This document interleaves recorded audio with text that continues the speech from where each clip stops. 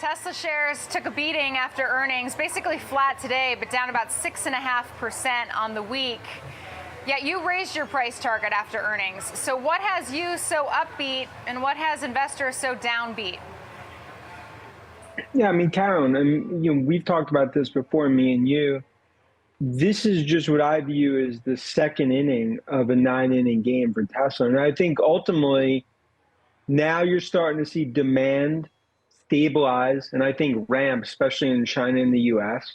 Prices, now look, Musk didn't take off any more price cuts, which is why the stock knee-jerk got hit a bit, but they're not going to put their back against the wall. And I ultimately believe 95 to 98% of price cuts are in the rearview mirror. And now you start to get that sum of the parts story from superchargers to AI/FSD, talk about the OEM that they're in talks with, to battery technology. And I believe this is a stock that continues to go higher despite this knee jerk after what's obviously been a parabolic year. Welcome back to another video. Today, we've got some really interesting news to share with you. One that's likely going to boost your confidence in Tesla, especially if you're an investor. In this period of perceived uncertainty, what investors need could be some assurance that things are just going to start to get better for Tesla stock. A piece of news none other than that the notable Wall Street analyst Dan Ives is increasing his price target on Tesla stock. Now you might wonder why this is a big deal. Well, that's what we're going to explore in this video. So sit back, relax, and let's dive into the details of this latest Tesla stock price target, and why Dan Ives is becoming even more bullish on Tesla stock. So stick around until the end, as you don't want to miss out on any of this exciting information. Wedbush Securities analyst reiterating a buy today, raising his price target on Tesla to $350. So you actually raise, even though the stock is down and the market's worried about more price cuts. Why? I think investors aren't seeing forest through the trees, because ultimately what's happening here, we're seeing a stabilization from a margin perspective, better than expected in terms of auto gross margins.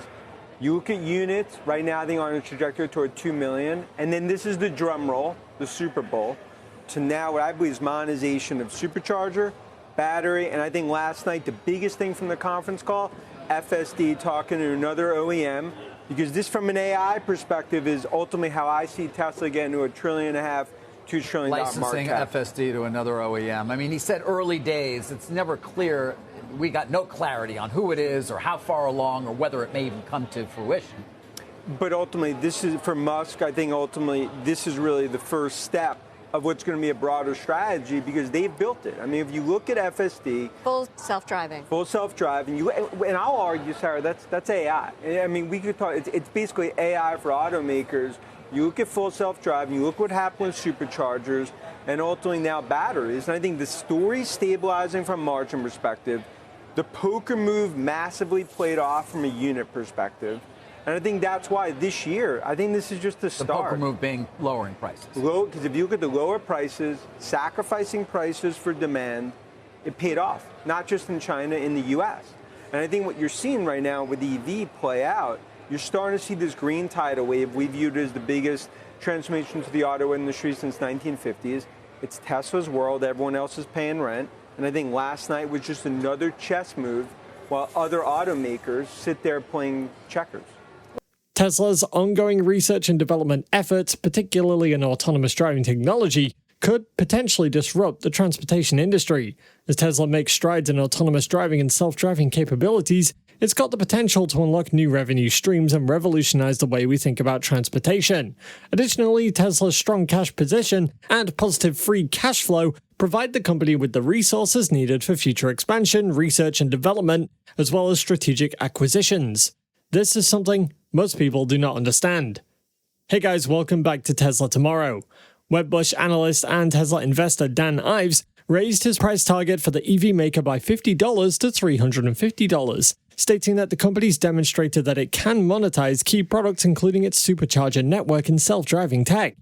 Ives was responding to the recent second quarter earnings report released by Tesla, which dragged its stock price down 4% in permanent trading the following day. The analyst praised Tesla's price war as a home run success in China, Europe, and the US, amid signs that traditional car makers are struggling to keep pace with Tesla's cuts. While some other analysts have failed to see the bigger picture here, Dan Ives remains bullish on Tesla and its stock. Let's find out why, but before we do, if you like this type of content, don't forget to like and subscribe and turn on notifications to keep up to date on everything going on with Tesla. Dan Ives is of the opinion that Tesla could add another $190 billion to its valuation.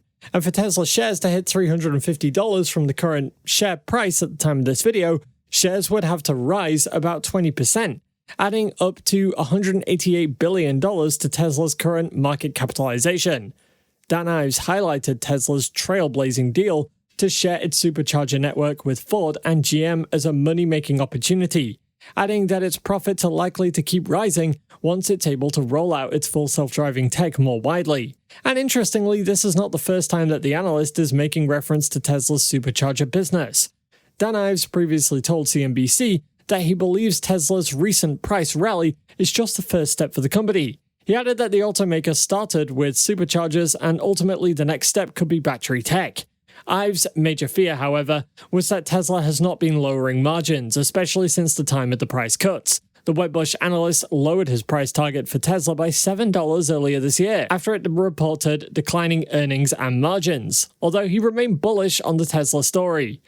Ives said at the time that Tesla's softening operation margins were delicate issues that were keeping Tesla investors up at night.